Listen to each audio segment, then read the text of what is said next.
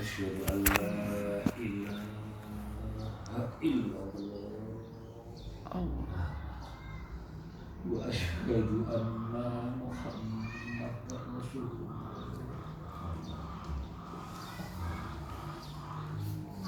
Bismillahirrahmanirrahim. Assalamualaikum warahmatullahi wabarakatuh. Waalaikumsalam. Alhamdulillah, alhamdulillahirabbil alamin. Wa bihi nasta'in wa ala mulki wa mulkin. Wassalatu wassalamu ala asyrofil anbiya'i wal mursalin. Rabbi shrahli sadri wa yassirli amri wahlul 'uqdatam min lisani yafqahu qawli. Amma ba'du. Alhamdulillah, alhamdulillah, puji syukur kehadirat Allah Subhanahu wa taala atas rahmat, nikmat, berkah yang Allah limpahkan buat kita semua, yaitu nikmat sehat, nikmat waktu, nikmat kesempatan, nikmat rezeki, nikmat umur, banyak nikmat Allah yang selalu dilimpahkan untuk kita semua. Mudah-mudahan kita di kesempatan yang bahagia ini di hari Jumat kita bisa mensyukuri apa yang Allah berikan kepada kita.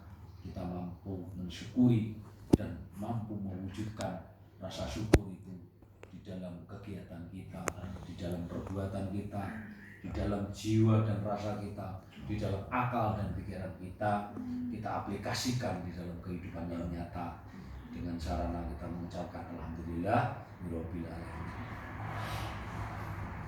Kesempatan yang bahagia ini saya ingin mengajak, mengulas, mengkaji lebih dalam di dalam firman Allah yang terdapat di surat Al-Ma'un yang kurang lebih Bismillahirrahmanirrahim. Ar-raital ladzi yuhadzibu bidin. Ini ayat pertama. Yang arti bahasanya, tahukah kamu di dalam kurung orang, tahukah kamu seseorang itu atau wahai orang itu yang mendustakan agama? Bahwa firman Al-Quran itu adalah firman Allah. Tentu kalau Allah yang mengatakan, tentu dasarnya pastilah ilmu. Sarana Allah mengatakan, sarana Allah berfirman, yaitu firman Allah dilewatkan, yaitu lewat wahyu yang disampaikan oleh dari Allah, disampaikan ke malaikat Jibril. Malaikat Jibril disampaikanlah kepada Rasulullah. Rasulullah disampaikan kepada Muhammad dan Muhammad disampaikanlah kepada kita. Maka lewatlah dengan bahasa Arab. Nah, dengan bahasa Arab inilah Al-Quran ditulis. Maka di dalam firman Allah, di dalam surat Al-Ma'un ini, ayat pertama disampaikan, tahukah kamu wahai orang yang mendustakan agama? Ini firmannya Allah. Kalau hanya cara kita memahami, hanya membaca kalimatnya, maka kita tidak akan mampu mengamalkan. Maka pertama yang harus kita pahami adalah bagaimana kita tidak mendustakan agama. Berarti kita harus mengetahui agamanya. Kalau kita sudah mengetahui agama itu, kita kemungkinan tidak mendustakan agama itu ada. Maka kalau kita memiliki agama Islam, kita harus mengetahui agama Islam itu sendiri. Dari mana diawali kita memeluk agama itu.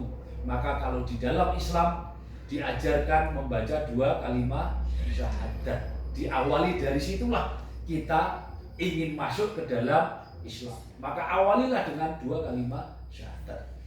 Artinya sebuah syahadat, aku bersaksi tidak ada Tuhan selain Allah, dan aku bersaksi tidak ada utusan selain Muhammad Rasulullah.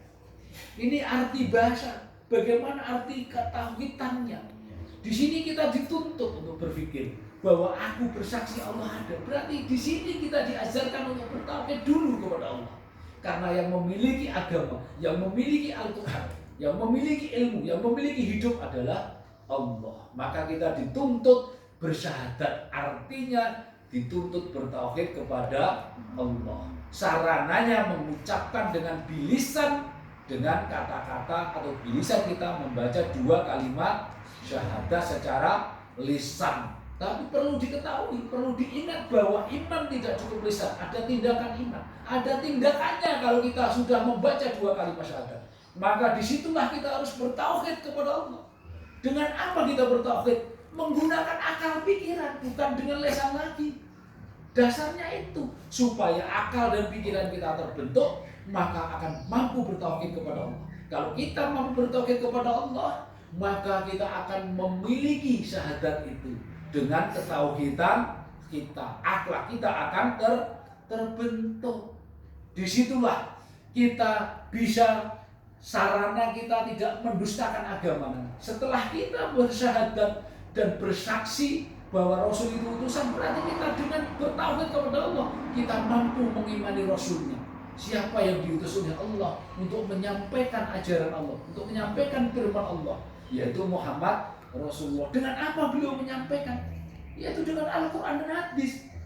Kalau kita sudah bertauhid, sudah bersyahadat, dan kita sudah mengimani Rasul sebagai utusan, maka kita mampu meyakini Al-Quran yang sudah diajarkan lewat Rasulullah yang ditulis dengan bahasa Arab. Maka kita mampu mengetahui ini dan mampu memahami apa yang diajarkan di dalam surat Al-Ma'un ini. Tahukah kamu siapa yang mendustakan agama? Orang yang mendustakan agama, orang yang tidak mengamalkan, orang yang tidak mentauhidi agama, orang yang tidak mengaplikasikan agama di dalam kehidupannya, di dalam pribadinya, dan di dalam hablum minannasnya. Orang yang tidak mengerjakan perintahnya agama, orang yang tidak mengerjakan perintahnya Al-Quran, itu orang yang mendustakan agama. Tapi dia pandai membaca kalimatnya, tapi tidak pandai mengamalkan di dalam kehidupan akal pikirannya, kehidupan sifatnya, kehidupan perasaannya, kehidupan hatinya. Jadi agama tidak boleh ditafsiri dengan kepentingan hasratnya, kepentingan hawa nafsunya, kepentingan duniawinya. Disitulah orang-orang yang tidak mendustakan agama. Disitulah orang-orang yang mendustakan agama. Ini perwujudannya dari pemahamannya atau pengkajiannya dari surat Al-Ma'un ayat pertama. Selanjutnya berkaitan dengan ayat kedua. Fadzalika ladzi yad'ul yatim. Maka itulah orang yang menghardik anak yatim. Yang perlu kita ketahui, anak yatim itu secara syariatnya, secara jasmaninya orang yang tidak punya bapak. Kalau piatu orang yang tidak punya ibu. Nah, di sini coba kita tafakuri, kita renungkan, kita pikirkan. Seorang bapak itu adalah benih.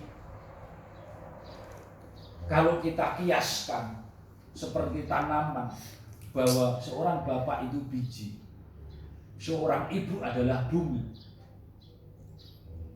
Ketika seorang bapak menanam, maka tumbuh di dalam pribadi seorang ibu. Berarti apa yang tumbuh di dalam pribadi seorang ibu tergantung apa yang ditanam dalam pribadinya seorang bapak atau seorang laki-laki.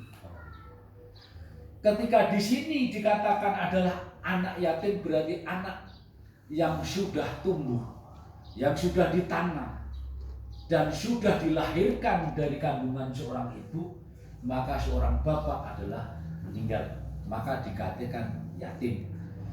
Kenapa anak yatim harus disantuni? Secara syariatnya mereka ketika sudah tumbuh tidak ada yang merawat, tidak ada yang menjaga.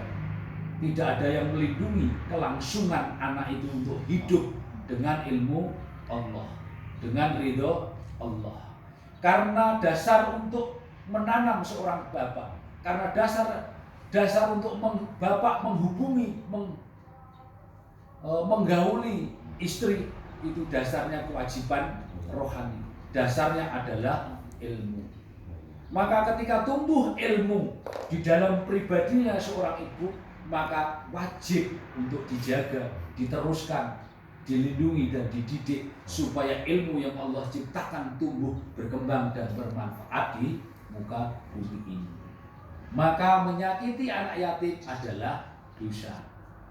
Menghardik juga dosa.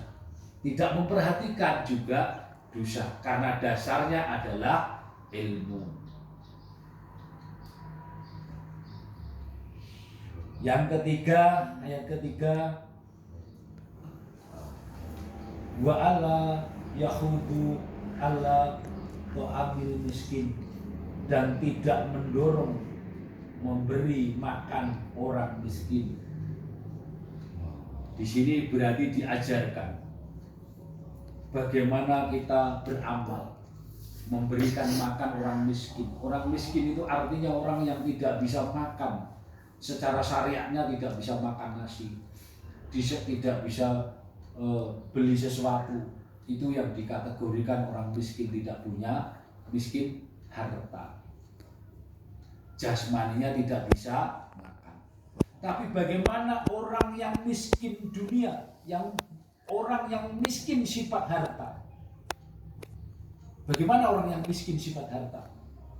Orang secara ilmu, orang yang miskin harta itu adalah baik.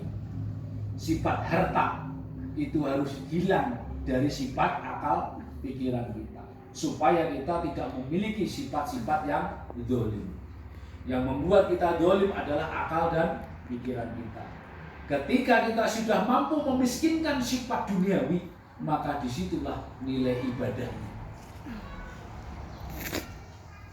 Nah, kalau hukum syariatnya di sini, orang yang tidak memberi makan, artinya jasmaninya, artinya syariatnya. Ketika seseorang kita sudah memiliki hukum syariat, maka kita punya harta, diajarkan untuk beramal, berbagi harta, berbagi rezeki, berbagi makanan. Itu adalah amal ibadah kita. Tapi secara ilmu kebalikannya, kita harus memiskinkan sifat duniawi dari akal dan pikiran kita, supaya akhlak kita terbentuk, supaya kita tidak kikir, supaya kita tidak fakir, supaya kita tidak zalim akal pikiran kita. Kalau kita sudah miskin dari sifat dunia. Tapi kalau kita di dalam akal pikiran kita masih kuat sifat dunianya, maka kita akan kikir, akan pelit, akan sayang dengan harta.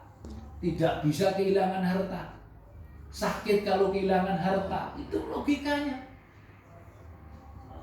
Nah, disitulah cara kita mengimani Al-Quran. Itu harus memahami apa yang disampaikan di dalam ayat ini. Gitu loh. Jadi ayat ini tidak cukup dibaca, dihafal kalimatnya, tapi tidak dipahami. Setelah mampu dipahami, harus diamalkan supaya kita tidak mendustakan.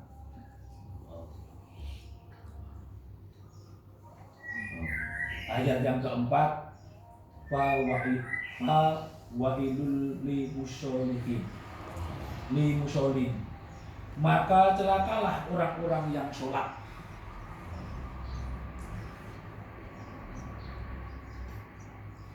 Di sini diteruskan, maka celakalah orang-orang yang sholat. Ayat yang kelima, yang artinya yaitu orang-orang yang lalai terhadap sholat.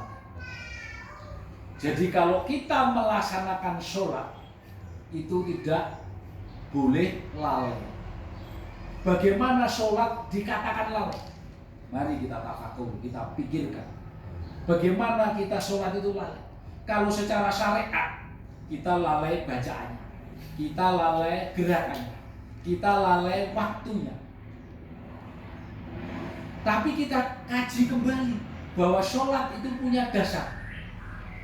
Kita mengerjakan perintah sholat. Ini ayat ini berkaitan dengan ayat selanjutnya.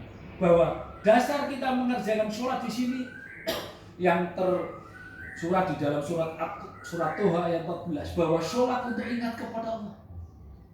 Berarti kalau sholat ingat kepada Allah, dasarnya apa? Akal dan pikiran. Maka ketika kita sudah melakukan sholat secara syariatnya, kita sholat luhur, bacaannya benar, gerakannya benar, tapi akal pikirannya lalai untuk ingat kepada Allah. Di sini yang harus kita garis bawah. Ketika kita sholat, bacaannya benar, gerakannya benar, waktunya benar, tapi akal pikiran kita lalai untuk ingat kepada Allah, maka kita di dalam ayat ini dikatakan celaka kita. Biarpun kita sudah mengerjakan sholat. Ini yang dimaksud ayat ini. Oke. Nah, seterusnya ayat yang ke-6, alladzina hum yurauna, yang berbuat riya. Artinya yang berbuat bahagia, berbuat senang, berbuat baik. Riya itu kegembiraan, senang. Yang ketika kita sudah mampu mengamalkan sholat kita dengan atas dasar akal dan pikiran kita baik dan benar, selalu ingat kepada Allah, maka kita mampu mengaplikasikan di dalam kehidupan kita yang nyata, maka kita selalu berbuat baik kepada sesama, kepada orang lain. Perbuatan ucapannya baik, pendengarannya baik, penglihatannya baik, tingkah lakunya baik, perasaannya baik, pola pikirnya baik, sifatnya baik, karena sudah mampu untuk ingat kepada Allah. Dengan ingat kepada Allah, maka ilmu Allah akan bersemayam di dalam pribadi kita, akhlak kita. Al-Quran dan hadis ada di dalam akhlak kita, pribadi kita, seperti yang dicontohkan oleh Rasulullah SAW. Selalu berbuat baik, selalu berbuat riya, selalu berbuat untuk kebahagiaan, kesenangan, manfaat untuk sesama. Yang ayat yang ke-7, wayannauna ma'un, dan dengan dan enggan memberikan bantuan. Kalau kita sudah memiliki sifat-sifat Allah, bisa mengamalkannya, bisa memahami isi-isi sholat, kita bisa memahami yang ada di dalam surat Al-Ma'un dari mulai ayat pertama sampai ayat ke-6. Semua nilainya adalah ilmu, nilainya adalah hukum, nilainya adalah kebaikan. Maka kita tidak akan melakukan perbuatan yang tidak baik. Kita akan enggan memberikan bantuan. Jadi yang dimaksud di sini, kita tidak akan enggan, tidak akan malas untuk berbuat baik. Kita tidak akan segan untuk melakukan yang bermanfaat. Kita tidak akan segan untuk berjuang di jalannya Allah. Itu yang dimaksud di ayat yang ke-7. Mudah-mudahan kajian tentang surat Al-Ma'un bisa menambah keimanan dan bisa menambah ketakwaan kita, ketauhidan kita kepada Allah Subhanahu wa taala. Mungkin itu yang bisa saya sampaikan di kesempatan Jumat siang ini. Mudah-mudahan Allah ridho, Allah berkah, dan bisa selalu menjadikan motivasi kita untuk dekat, untuk bersyukur kepada Allah di dalam zaman yang seperti ini. Kita jangan sampai lengah, kita jangan sampai lalai, dan kita jangan sampai ingkar. Teruslah bertauhid kepada Allah, karena sesungguhnya hanya kepada Allah kita mampu berlindung, kita mampu memohon, kita mampu segalanya. Karena Allah, bukan karena kita, tapi karena Allah yang selalu terus-menerus memberi pertolongan kepada kita. Manusia yang selalu ingkar dan lalai, tapi Allah selalu memberi kesempatan dalam kelalaiannya, dalam keingkarannya, untuk diberi waktu, diberi kesempatan supaya bertauhid, supaya dekat kepada Allah. Apabila ada kesalahan di dalam saya menyampaikan, mengkaji, itu milik saya, batasan kemampuan saya, mohon dimaafkan lahir dan batin. Apabila semua itu kebaikan dan kebenaran, itu miliknya Allah Subhanahu wa taala. Wajib kita jadikan pedoman ketauhidan untuk kita menambah ketakwaan dan keimanan kepada Allah Subhanahu wa taala. Akhirul salam, wassalamualaikum warahmatullahi wabarakatuh. Waalaikumsalam.